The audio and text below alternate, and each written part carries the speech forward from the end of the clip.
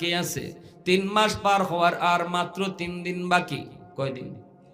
জোরে বলেন কয়দিন? নবীজি একদিন ওই এলাকা দিয়ে হযরত ওমর রাদিয়াল্লাহু তাআলা আনহুকে নিয়ে নবী যাইতেছেন।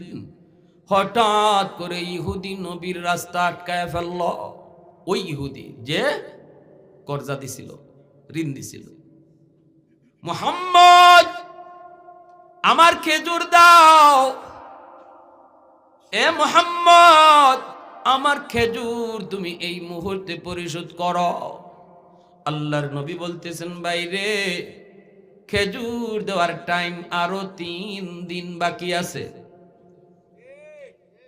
ইহুদি কয়, আমি 3 দিন বুঝি না, এখনই খেজুর দিতে হবে। নাউজুবিল্লাহ। বলুন তো ব্যবহারটা ভালো না খারাপ? আল্লাহ নবী যতই বুঝান সে বুঝে না।